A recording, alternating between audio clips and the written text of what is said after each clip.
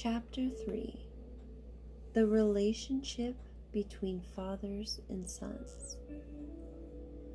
The relationship between a father and son can definitely be complex, since it's the catalyst for the young male's ego to start pawing the ground for its own territory. It's been that way from the beginning of time, but I don't think it has to be. If the two males are treated with respect, love, and honor from birth, then they don't need to exert their muscle. If a father wrestles or goes out and plays baseball with his son, it shouldn't be a competition but fair play. This doesn't mean that you have to let your boy win, but it's important to instill a sense of good sportsmanship. If a young male wants to challenge his father, then long before that happens, the father has set this up by implying, "I'm better than you are." While boys learn about feelings from their mother, they also learn from their fathers by seeing that by being emotional, caring, and giving are not unmanly ways to express oneself. In fact, a true man doesn't have to constantly exert his macho image. A male also learns how to trust females from his father.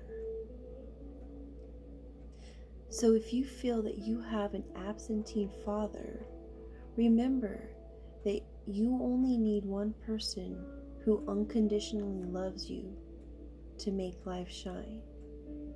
You can go through your whole life wishing that you had a particular type of dad, yet there are so many individuals waiting in the wings. Other family members, teachers, parents, friends, mentors, and so on, who can be surrogates, thus making your life full of richness, spiritual meaning to your life. If you only concentrate on what you don't have, you're likely to end up with nothing but a festering resentment. So be grateful for whatever father you have, for he's here to make you the best person that you can be. You just have to see it that way.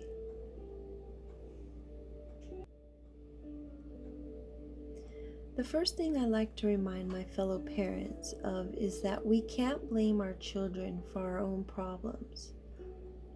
Whether we're tired, going through grief, or in the middle of a divorce, they're still our priority. Oftentimes, it's as if the stress of life boils over and then some unsuspecting individual gets the wrath of what's meant for who and what is really bothering the person. We see this in homes where parents have a fight and then the kids get yelled at. If this happens, the adult should simply apologize by saying, "I'm sorry, I'm just upset over something, and I took it out on you, and I'm sorry." Children will understand this and realize that no one's too perfect to make a mistake. Yet your children should also be made to understand that you're not yes people. In other words, we don't condone every behavior, but we will tell them the truth and love them anyways. Appreciation and love conquer so much, while criticism and sarcasm will get us nowhere. I've seen statements like, "You're too smart, sweet, and attractive to say those things." Neutralize anger. A kind word turns wrath to logic. If you're nagging and using the old, "Well, I'm my blah blah blah," Well, we've lost the battle and the war is on. No one can talk to anyone who's condemning or critical. So rebellion is sure to follow. I'm here for you no matter what is a better spiritual adage.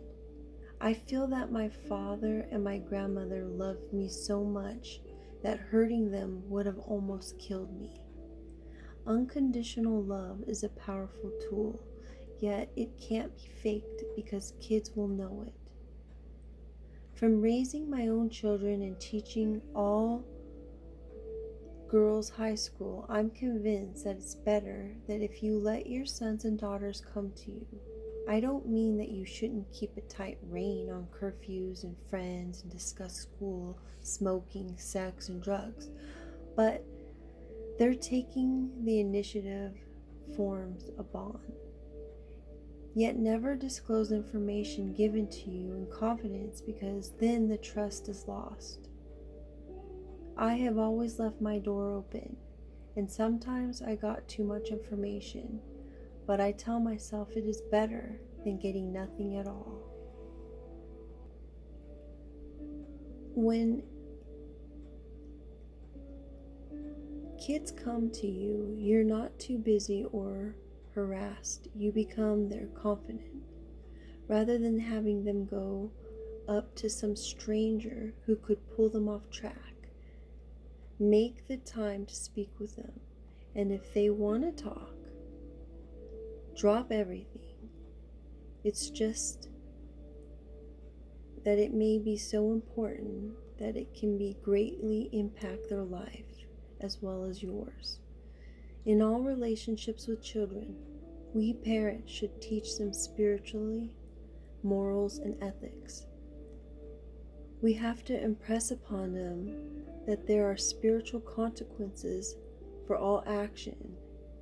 This isn't our rule, but God's.